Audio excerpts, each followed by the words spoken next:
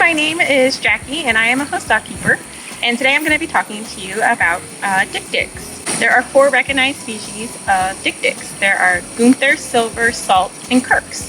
Here at the Baton Rouge Zoo we have Kirks Dik Diks. Now we have a mating pair. They are Killer and Sammy, and they're going to be back over here.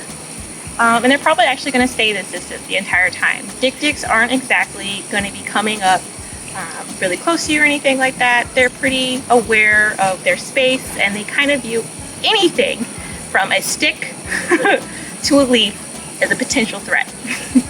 They're pretty shy animals. Now we have Sammy back over here. She's going to be right along this wall, and further over by the bamboo is our male Killer. Killer is 8 years old and Sammy is 13, and they are a mating pair. So Dik Diks in the wild and in protected environments are monogamous, and so they will only have one partner for all of their life. Their territory covers usually about 12.5 to 75 acres. So think of like a little small Dik Dik and a football field. Dik Diks only weighed about 6 to 14 pounds, so that's probably about the size of maybe a chihuahua. So I'm going to be throwing some grapes and some kale, which is probably one of their favorite snacks besides celery.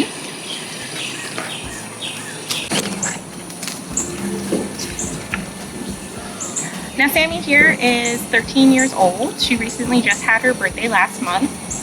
Dik Diks out in the wild only live to about 10 years, but over in protected environments they can live up to about 18 years. So one of the cool things about Dik Diks are they're crepuscular. So that means that they are awake around twilight hours. So when the sun is rising and the sun is setting, and a little bit when around nighttime. And what they'll do during these times, they're most active, they will walk their territory. And so they'll walk all around it, and they have these really cool preorbital glands. And they will go and mark their territory around sticks and leaves, and it'll just be this little dot from their eye. They'll secrete this dark black fluid on it, and that is how they mark their territory from other Dik Diks. Another really cool fact about Dik Diks are their little noses, so their snoots. Their noses actually expand down, and it helps with a couple of really interesting things that they can do, and that is cooling off their body temperature. Their nose expands and they have things really close to the surface, and it cools their blood really quickly. And so when it comes, they suck the air in and it comes back into their body, cooling off their entire system. So they do nasal panting, body control, and they minimize all of their activity in the daytime so that they can conserve their energy. They actually don't drink a lot of water. They get most of their water from what they eat. But this ability to conserve energy and to cool themselves off and not actually need to go out into drinking holes allows them to escape being seen by predators and allows them to hide. Dik Diks are going to be more often hiding in tall grass and shrubbery, and aren't actually going to try to outrun the predators that come after them. Dik Diks can run up to about 26 miles per hour, and they run in a zigzag shape.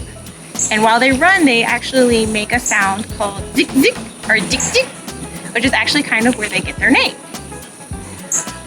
But once they do this high alert response and warn any other prey in the area as well as Dik Diks, they will try to immediately find a place that they can go and just hide out until hopefully they have escaped.